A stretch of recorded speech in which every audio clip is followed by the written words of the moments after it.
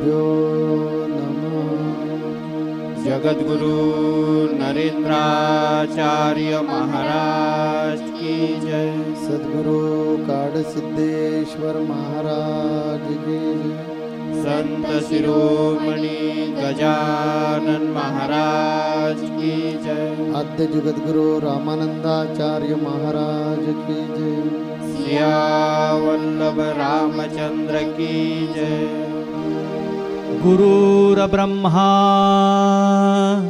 गुरुर्विष्णू गुरुर्देवो महेश्वरा गुरुर्साक्षात् परब्रह्म तस्मै श्री गुरवे नमः। सार्थ श्रीमद्दासबोध दशकाठवा समास पाचवा स्थूल पंच महाभूते। श्रीराम केवळ मूर्खते नेणे म्हणून घडले सांगणे। पंचभूतांची लक्षणे विषेद करुनी। नाना देव नानानुप्रती नाना भाषा नाना रीती। लक्ष 84 उत्पत्ती मिळून पृथ्वी। एवं भूमंडळीचे जळ नाना स्थळीचे सकळ। मिळून अवघे केवळ आप जाणावे। तेज एका सावधपणे चंद्र सूर्य तारांगणे। दिव्य देह सतेजपणे तेज बोलिजे। वायो जाणावा चंचळ चैतन्य चेतवी केवळ। बोलणे चालणे सकळ वायुमुळे। अज्ञाने कामक्रोधाधिक मोह भये आणि शोक। हा अज्ञानाचा विवेक आकाश गुणे। सकळ माया यथा गोवी संत संग हे उगवावी।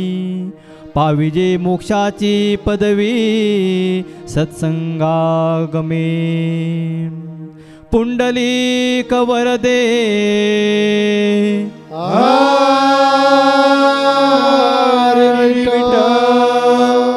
श्री ज्ञानदेव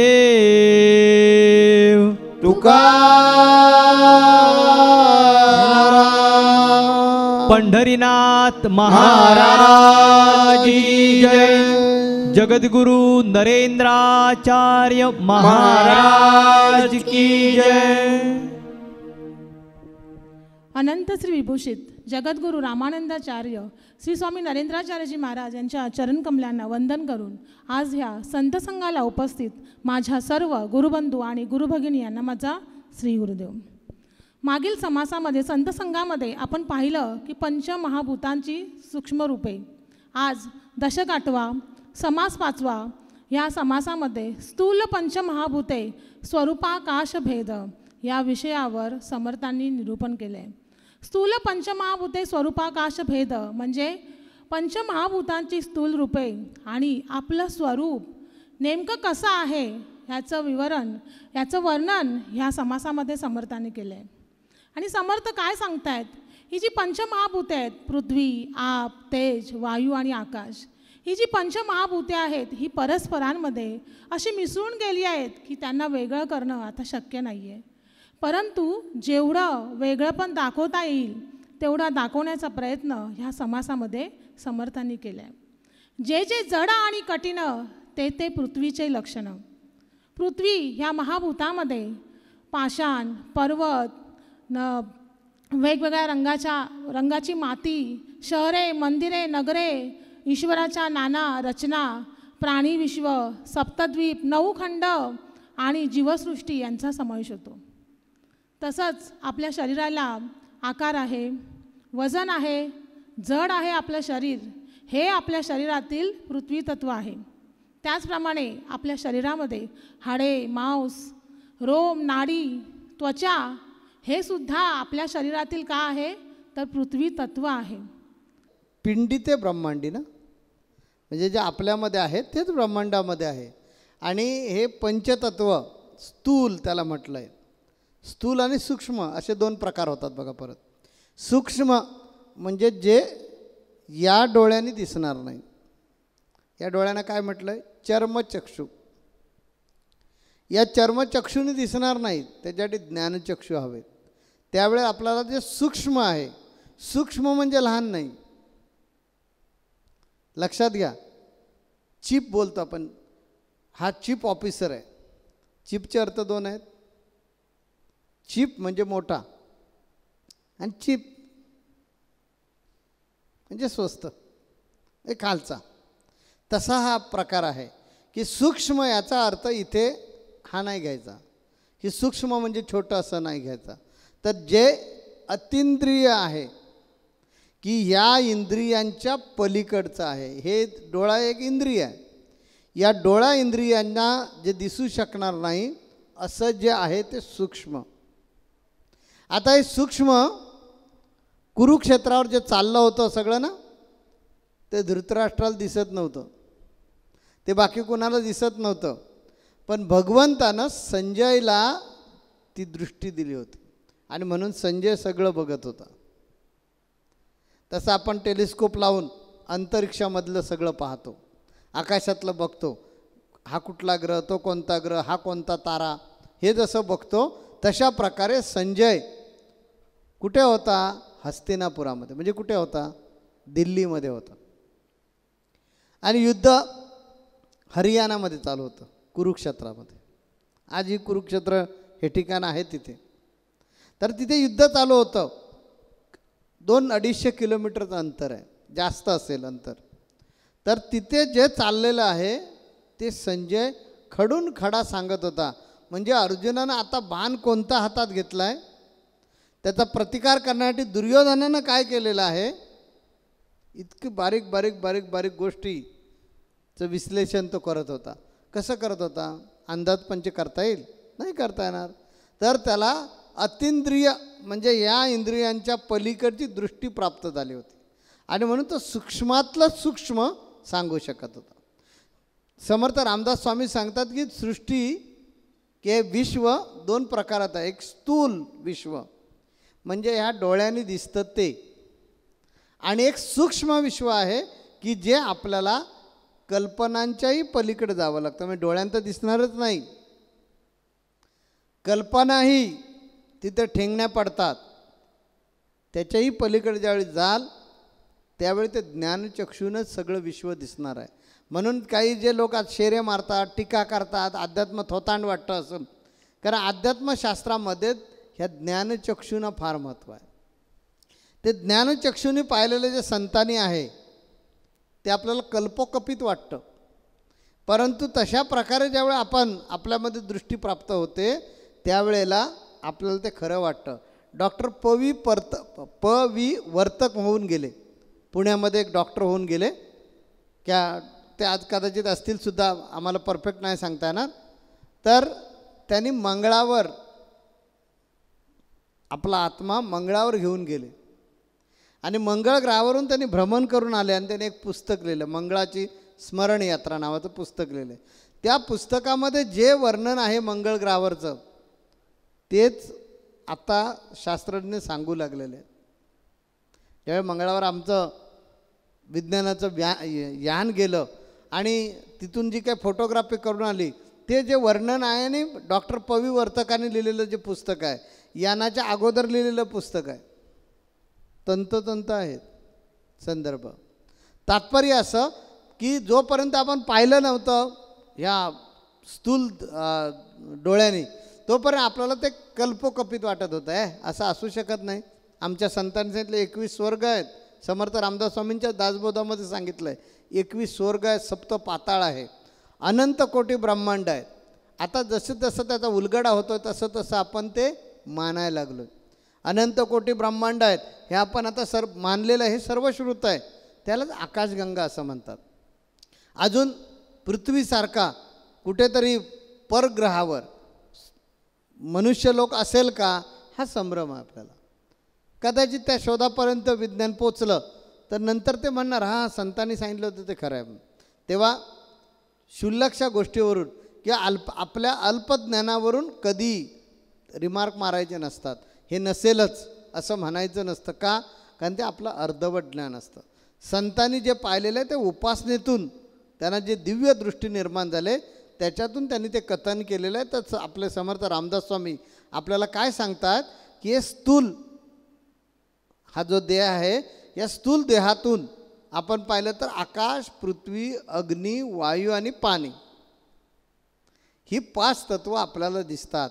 आकाश नाही आपण झिडकारू शकत नाही, पाणी नाही आपण झिडकारू शकत नाही, किंवा पृथ्वी नाही आपण झिडकारू शकत नाही, कारण ते आपल्याला दिसतंय. मग हेच तत्व आता ते काय करू पाहतायत, बरोबरी करून दाखवू म्हणजे तुलनात्मक आपल्याला शिकवताना ते काय शिकवतात की आपल्या शरीरातले जे हाडं आहेत, आपल्या शरीरामध्ये जे मांस आहे, आपल्या शरीरामध्ये ज्या पेशी आहेत, आपल्या शरीरातलं जे मेद आहे म्हणजे चरबी आहे, हे सगळं तत्व कोणतं आहे? पृथ्वी तत्व. आता त्याला पृथ्वी तत्व का म्हटलं आहे? कारण पृथ्वीला जडत्व आहे, वस्तुमान आहे, तिला वजन आहे. आपल्या शरीरातल्या हाडांना पण वजन असतं ना, पेशीनं पण वजन आहे, आपल्या शरीरामध्ये असणाऱ्या चरबीला पण वजन आहे. त्याची ते तुलना करतात आणि ते आपण आता या प्रबोधनकर्ता आईंकडून नीट समजून घेऊया. तर जे हाडं, मांस, रोम, नाडी, त्वचा ह्या सगळ्याला आकार आहे, वजन आहे, ते जड आहे, हे आपल्या शरीरातील पृथ्वी तत्व आहे. परंतु ह्या तत्वाला स्वतःची अशी चेतना नाही आहे, जाणीव नाही आहे, अस्तित्व नाही आहे आणि याचा आकार हा सतत बदलत असतो.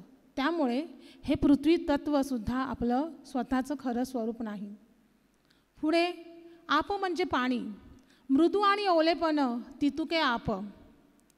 आपल्या ह्या पृथ्वीभोवती 7 महासागराचा वेढा आहे, अनेक समुद्र आहेत, नद्या आहेत, वेगवेगळे विहिरी आहेत, सरोवरे आहेत, त्याचप्रमाणे विविध वेलींचे रस, अमृत, विष या सगळ्यांचा समावेश या आपतत्वामध्ये होतो. त्याचप्रमाणे आपल्या शरीरामध्ये सुद्धा आपल्याला सगळ्यांना माहिती आहे, रक्त, लाळ, मूत्र, रेत, घाम, अश्रू हे आपल्या शरीरातील आपतत्व आहे, म्हणजे पाणी तत्व आहे, जलतत्व आहे. तर हे आपलं शरीर रक्तप्रवाह आपल्या शरीरामध्ये सतत चालू असतो. त्यामुळे आपल्या शरीराला एक प्रकारचा ओलसरपणा असतो आणि त्या ओलसरपणामुळे आपली हाडं जी असतात ती लवचिक असतात. असं हे जलतत्व आपल्या शरीरामध्ये आहे. परंतु ह्या जलतत्वाला सुद्धा स्वतंत्र अस्तित्व नाही, चेतना नाही, म्हणून हे तत्व सुद्धा आपलं खरं स्वरूप नाही. हे आपलं स्वरूप नाही म्हणजे काय कळलं का तुम्हाला? ते काय म्हणतात ते अतिंद्रिय पद्धतीने समजून सांगण्याचा प्रयत्न करतायत की आपलं जे आपल्या शरीरामध्ये जे रक्त आहे, मूत्र आहे, थुंकी आहे, घाम आहे, अश्रू आहे, हे जलतत्वच आहे. हे तत्व जलतत्वच आहे. परंतु याच्याही पेक्षा आपण वेगळे आहोत. आरशामध्ये आपण आपला चेहरा पाहतो, तो चेहरा म्हणजे आपण नसतो, याच्यापेक्षा आपण वेगळे असतो. बघा काय म्हणतो आम्ही ते, आरशामध्ये आपला जो आपण चेहरा पाहतो, ह्या ताईनं ते समजून सांगायचं आहे. रामदास स्वामींना क्लिअर कट कळलेलं आहे, तेव्हा त्यांनी नीटपणे सांगितलेलं आहे. थोडंसं सांगताना आमची काहीतरी गडबड होते, त्यामुळे आपण नीट समजून घेऊया. आपण म्हणाल नाही तर हे रक्त म्हणजे हे काही तुमचं रूप नाही म्हणजे काय? आपण जर पंचतत्वांपासून बनलेलो तर आणि परत आम्ही इकडे उलट म्हणतोय आमचं रूप नाही म्हणजे काय? तर तसं म्हणायचं नाही आहे. आपण आपला चेहरा आरशामध्ये पाहतो. आरशामध्ये चेहरा पाहिल्यानंतर 2 माणसांना विचारलं, हा तू आहेस का? तर एक म्हणेल की हा तो नाही आहे. बघा मी काय म्हणतो, आरशामध्ये तुम्ही समोर उभे आहात, 2 माणसांना साक्षीदार ठेवायचं आणि विचारतं ह्या आरशामध्ये मी जो तुम्हाला दिसतोय तो मी आहे का? तर एक सांगणार की तो तू नाही आहेस आणि दुसरा सांगणार तोच तू आहे. म्हणजे स्थूल परीक्षण करणारा म्हणणार तोच तू आहेस, पण सूक्ष्म परीक्षण करणारा म्हणणार तो ते चित्र आणि तू दोन्ही वेगवेगळे आहेत. नाही कळलं, परत समजून सांगतो. मुलांना आपण वाघ काढायला शिकवतो. मुलं वाघाचे चित्र काढतात आणि कुणाला चित्र दाखवलं हा कोण आहे, आपण लगेच म्हणतो वाघ. बघा काय म्हणतो, हा वाघ आहे. पण खरंच तो वाघ असतो का? ते चित्र आहे. आता कळलं तुम्हाला, ते वाघाचं चित्र आहे. त्या चित्रात असणारा वाघ आणि प्रत्यक्ष वाघ याच्यामध्ये सुद्धा जमीन आसमानचा फरक असतो. तसाच हा प्रकार आहे की तुमच्या या हाडामासाच्या देहामध्ये असणारा जो मी हा जरी या पंचतत्वांमध्ये बिलसत असलो, या पंचतत्वांमध्ये मी राहत असलो, या पंचमहाभूतांमध्ये मी माझं वास्तव्य जरी असलं तरी मी वेगळा आहे, हे रामदास स्वामींना सांगायचं. आणि तेच ताई समजून सांगण्याचा प्रयत्न करतात. पुढे समर्थांनी तेज या तत्वाचं, तेज म्हणजे अग्नी, जे जे प्रकाशमय तेजयुक्त ते तेजाचं स्थूल रूप. ह्या तेज या महाभूतामध्ये, अग्नी या महाभूतामध्ये सूर्य, चंद्र, तारे, अग्नी, वीज ह्या सगळ्यांचा समावेश होतो. त्याचप्रमाणे आपल्या शरीरामध्ये उष्णता आहे ना. मग ही उष्णता इतकी आहे की आपण 97 ते 110 या तापमानापर्यंत जगतो. या तापमानामध्ये हे आपल्या शरीरातील तेजतत्व म्हणजे अग्नितत्व आहे. आपल्याला तहान लागते, भूक लागते, झोप येते, आळस, मैथून हे सुद्धा आपल्या शरीरातील तेजाचंच रूप आहे. आणि हे मानसिक आहे आणि जडसुद्धा आहे. म्हणून हे तेज, हा अग्नी हे सुद्धा आपलं स्वतंत्र स्वरूप नाही आहे. म्हणजे आपल्या शरीरात जो आत्मा आहे ते म्हणजे तेज नाही आहे. म्हणजेच का आपलं स्वस्वरूप म्हणजे तेज नाही आहे. पुढे समर्थ वायू याविषयी सांगतायत. थांबा जरा गडबड आहे. म्हणजे आहे काय, नेमकं काय, असा प्रश्न आपल्याला सर्वांना पडतो. ताईंनी काय सांगितलं, हा जो आत्मा आहे ते म्हणजे चैतन्य नाही. काही इथे श्रोत्यांना प्रश्न पडला आहे, तुम्हीच तर सांगता चैतन्य म्हणजेच आत्मा आहे म्हणून, म्हणजे आज असं का बोलता? तर मी परत सांगेन की स्थूल आणि सूक्ष्म ह्या दोघांमध्ये भेद करता आला पाहिजे. आपल्याला ह्या दोघांमधला आपल्याला फरक कळला पाहिजे की आहार, निद्रा, भय, मैथुन सर्व योनी समसमान. म्हणजे आहार, भय, मैथुन ह्या ज्या सगळ्या गोष्टी आपण का करतो, आहार का घेतो, तर कोणता तरी अग्नी तो आहार खाऊन टाकतो, म्हणून आपल्याला परत भूक लागते. त्या मैथून आपण का करतो, तर ती एक एनर्जी आहे, एक ऊर्जा आहे. ती ज्यावेळी मैथून आपल्यामध्ये म्हणजे वीर्य आपल्यामध्ये तयार ज्यावेळी होत नाही त्यावेळी माणूस असा एकदम लुप्त होतो, सुस्त होतो. तर ही एक ताकद आहे, ही एनर्जी आहे. आता एनर्जी म्हणजे आत्मा नाही हे लक्षात घ्या. इथे स्थूल रूपानं काय बघायचं, ती ऊर्जा म्हणजे आत्मा नाही. नाही तर काही जण ऊर्जेलाच आत्मा म्हणतील, तर तसं नाही आहे. आत्मा हा वेगळाच आहे. आत्मा वेगळा आहे आणि ही ऊर्जा वेगळी आहे. स्थूल देहानं जर तुम्ही बघायला गेलं तर म्हणाला अरे आपल्या शरीरातली ऊर्जा म्हणजेच आत्मा आहे, तर नाही. तर या ऊर्जेला सुद्धा प्रेरित करणारा जो आहे तो आत्मा आहे. म्हणजे जशी 5 तत्व मगाशी रामदास स्वामींनी सांगितली एकमेकामध्ये मिसळलेत आणि त्यांचा फरक करता येत नाही आपल्याला. तशी आता काहीशी गोंधळलेली परिस्थिती आपली झालेली आहे की आपल्याला वाटतं म्हणजे नेमकं काय ते सांगायला अजून समजेल अशा सोप्या भाषेमध्ये सांगायचा प्रयत्न करतो. आपण म्हणतो ह्या श्रद्धा आहेत आणि ह्या अंधश्रद्धा आहेत. दाखवा बघा श्रद्धा काढून आणि अंधश्रद्धा वेगवेगळं काढून. नाही काढता. स्वाभिमान आणि अभिमान त्यातला वेगवेगळे प्रकार करा बघा. काही लोकांना तो स्वाभिमान अभिमान पण वाटतो आणि काही जणांना तो अभिमान स्वाभिमान पण वाटतो. बघा आम्ही काय म्हणतोय ते गडबड झाले ना. काही जणांना स्वाभिमान अभिमान वाटतो, काय बघा अभिमानात आहेत म्हणून, पण तो खरा स्वाभिमान असतो. आणि काही जणांना तो अभिमान स्वाभिमान वाटतो, पण तो खऱ्या अर्थानं अभिमान असतो. अभिमान म्हणजे गर्व, अहंकार, आणि स्वाभिमान हा थोडासा फरक आहे की तो गर्वात मोडत नाही, पण स्वतःचं काहीतरी त्याच्यामध्ये असतं. म्हणजे त्याला गर्व नाही म्हणता येणार, पण स्वतःचं जे काहीतरी स्वामित्व असतं ते त्याच्यामध्ये असतं. हा जसा एकमेकांमध्ये गुंत आहे, तशाच प्रकार रामदास स्वामी म्हणतात पिंडी ते ब्रह्मांडी जे आहे ते असंच एकमेकामध्ये गुंपलेलं आहे.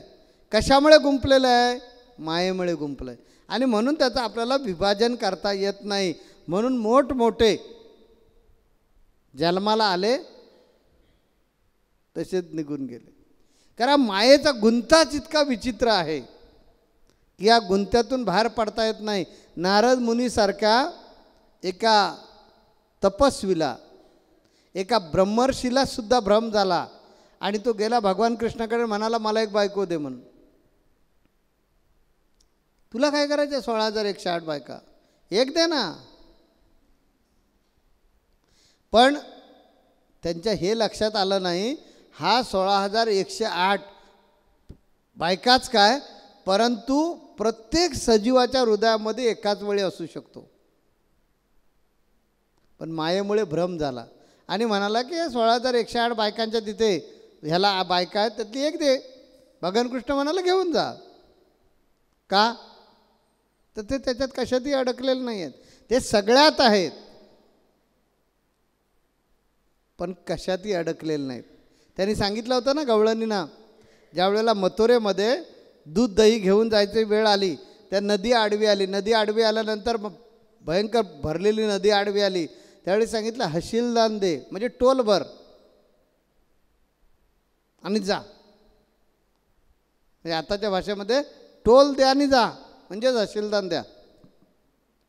त्या म्हणाला आम्ही नाही देणार. मग त्यांनी कृष्णाची प्रार्थना केली आणि म्हणाले काही कर, पण आम्हाला ती नदी पार करता आली पाहिजे. त्या भगवान कृष्ण म्हणाला अगं गवळणनो, त्या नदीला असं सांगा, यमुनेला असं सांगा, भगवान श्रीकृष्ण बालब्रह्मचारी असेल तर तुम्ही वाट करून द्या. सांगितलं गवळणींना. काही जणांनी मनामध्ये शंका घेऊ लागले, हा बालब्रह्मचारी ज्याच्या बायका 16,108 आहेत, ज्यांना असंख्य मुलं आहेत, हा बालब्रह्मचारी कसा? म्हणजे लहानपणापासून, म्हणजे आताच नाही ब्रह्मचारी, लहानपणापासून ब्रह्मचारी, बालब्रह्मचारी. आणि हा तर म्हणे राधेकडे गेला की एवढा लहान असणारा कृष्ण राधेकडे गेला की फार मोठा पुरुष होतो, अशा कथा आहेत. आणि ह्याला बालब्रह्मचारी म्हणायचं. पण यमुनेला तिने साकडं घातल्याबरोबर यमुनेनं नदीचा प्रवाह मोकळा करून दिला. तात्पर्य ही माया आहे, हा मोह आहे. ही जी माया आहे, या मायेमुळे आपली मती कुंठित झालेली असते. आणि कुंठित झालेली मती दूर करण्यासाठी समर्थ रामदास स्वामींनी या दासबोधामध्ये समाज घेतला. फार कठीण आहे समाज तो, कारण तो बद्ध आणि मुमुक्षीच्या डोक्यावरून जाणार आहे. तेव्हा समर्थ रामदास स्वामींना जे सांगायचं आहे त्याच्या पाठीमागचा उद्देश असा आहे की ह्या सगळ्यामध्ये जरी मी असलो तरी तो मी नव्हेच. म्हणजे तुमच्या शरीरामध्ये असणारं जे तेज आहे, म्हणजे वीर्य आहे, रक्त आहे, हे जरी असलं तरी तो मी नाही आहे, मी वेगळाच आहे. म्हणून ते तेज तत्व सांगताना तेज म्हणजे माझं रूप नाही आहे, मी वेगळाच आहे. म्हणजे अजून सोपं सांगतो बघा, मीपणा आपल्यामध्ये मी असला पाहिजे. आपण काय शोधलं पाहिजे? मी शोधला पाहिजे. तुम्ही अर्थ घ्याल त्याच्यावर तो अवलंबून आहे. आपल्यातला मी शोधायचा म्हणजे मीपणा शोधायचा का जो ह्या शरीरामध्ये राहतो त्याला शोधायचा? बघा एकच शब्द आहे मी. आपल्यामध्ये दोन मी आहेत. एकाला ज्यावेळी हद्दपार करतात त्या दुसऱ्या मीचा शोध लागतो. आणि पहिला मी ज्यावेळेला आपल्यावर आरूढ होतो त्या दुसरा मी आपल्यापासून पळून जातो. असं ते समीकरण आहे. आणि ते समीकरण रामदास स्वामी समजावून सांगतात. त्यात ते काय म्हणतात की तेच तत्व म्हणजे मी नाही आहे. पुढे पुढे वायू या महाभूताचं वर्णन समर्थ करतायत की विश्वामधली जी गती आहे, जे चलनवलन आहे, जी हालचाल आहे, ते म्हणजे सगळं वायूचं रूप आहे. वायूची लक्षणं कोणती? तर चलन वळण, निरोध, आकुंचन, प्रसारण आणि प्राण. आपण बघा शरीरामधून आपण श्वासोश्वास घेतो, हे काय आहे तर आपल्या शरीरातलं वायुतत्व आहे. आपल्या शरीरामध्ये पंचप्राण आहेत. आपण म्हणतो ना नेहमी पंचप्राण आहेत. मग कोणते? तर प्राण, अपान, व्यान, उदान, समान. आपण परमेश्वराला नैवेद्य दाखवतो त्यावेळेस पण म्हणतो की नाही, अपानाय स्वाहा, उदानाय स्वाहा. हे पंचप्राण आपल्या शरीरामध्ये वायुतत्वाद्वारे आहेत. त्याचप्रमाणे 5 उपप्राणसुद्धा आपल्या शरीरामध्ये आहेत. ते कोणते? तर नाग म्हणजे ढेकर येणे. उचकी आपल्याला जी लागते ती नाग या किंवा ढेकर येतो ह्या नाग या उपप्राणामुळे लागते. कूर्म, आपण पापण्यांची जी उघडझाप करतो ती कूर्म या उपप्राणामुळे उघडझाप आपल्या शरीरामध्ये पापण्यांची होत असते. कुकल म्हणजे आपल्याला शिंक येते, ती शिंक कुकल या उपप्राणामुळे होत असते. दुसरं देवदत्त म्हणजे आपल्याला जांभई जेव्हा येते ती जांभई देवदत्त या उपप्राणामुळे येत असते. आणि धनंजय, आपण मृत्यूनंतर आपल्या शरीरामध्ये जो वायू व्यापून असतो त्याला धनंजय असं म्हटलं आहे. तर असं हे वायुतत्व आपल्या ह्या शरीरामध्ये संपूर्ण भरून उरलं आहे. वायू हा सूक्ष्म आहे परंतु तो जडही आहे. आणि म्हणूनच समर्थांनी सांगितलं आहे की हे तत्त्वसुद्धा आपलं खरं स्वरूप नाही आहे. वायुतत्वसुद्धा आपलं खरं स्वरूप नाही आहे. म्हणजेच काय की आकाश, पृथ्वी, अग्नी, वायू आणि पाणी ही 5 तत्व म्हणजे मी नाही. या 5 तत्वांपासून आणि 3 गुणांपासून अष्टधा प्रकृती तयार झालेली आहे. म्हणजे शरीर तयार झालं आहे. शरीर म्हणजे मी नाही. आता हा मी कोण? तर आत्मा, जे परब्रह्म आहे, ज्याला परमात्मा आपण म्हणतो, त्या परमात्माचं प्रतिबिंब म्हणजे आत्मा. त्या परमात्म्याचं लघुरूप किंवा सूक्ष्मरूप म्हणजे आत्मा. आत्मा वेगळा आहे आणि ही बाकीची जी स्थूल सृष्टी वेगळी आहे. हे आपल्याला केव्हा कळलं? इथे संत संघात आलं म्हणून. आणि म्हणून न चुकता संत संघाला आलं पाहिजे. विषय कठीण आहेत. माणूस हा ज्ञानी आहे ना, त्यानं ज्ञानाचा उपयोग करून ही सृष्टी कशी आहे, ही ब्रह्माची माया कशी आहे, या सृष्टीचं चलनवलन कसं चालतं हे समजून घेतलं पाहिजे. ही कार्यशाळा आहे. संत संघ म्हणजे कार्यशाळा आहे. तुम्हाला जे प्रपंचातले प्रश्न असतात ते सोडवताना मी ह्यातलं अध्यात्म काही शिकवत नाही. का तर मी नेहमी म्हणतो की आम्ही स्टेप पाडलेले आहेत, स्टेप निर्माण केलेत. ज्याला आपल्याला संसार प्रपंचामधले काही प्रश्न विचारायचे असतील त्याने मला वेगळं भेटा, तिथे माझं प्रवचन वेगळं ऐका आणि तिथून तुमच्या संसारातून सुटका करून घ्या. हा संसार जो आहे हा कायमस्वरूपी आपल्याबरोबर लागलेलाच आहे. या संसारातून बाहेर यायचं असेल तर ज्ञान मिळवलं पाहिजे. पहावे आपणासी आपण, या नाव आत्मज्ञान. हे आत्मज्ञान मिळवलं पाहिजे. मग आत्मज्ञान मिळवण्यासाठी आजूबाजूची सगळी परिस्थिती जी आहे, आजूबाजूची जी स्थिती आहे ती आपण समजून घेतो आहे. म्हणून या संत संघामध्ये हे ब्रह्म आणि त्या ब्रह्माची माया आणि त्या मायेचा प्रताप आपण सगळेजण जाणून घेतो आहे. पुढच्या संत संघामध्ये आपण हाच विषय आणखीन विस्तृत स्वरूपामध्ये पाहणार आहोत. म्हणून आमचा सगळ्यांना आशीर्वाद आहे. परत लक्षात ठेवा, पुढचा रविवार विसरायचा नाही. ते आता आनंदाने आपापल्या सर्वांनी घरी जायचं आहे. श्री गुरुदेव. जगद्गुरु नरेंद्राचार्य महाराज की जय. सद्गुरु काडसिद्धेश्वर महाराज की जय.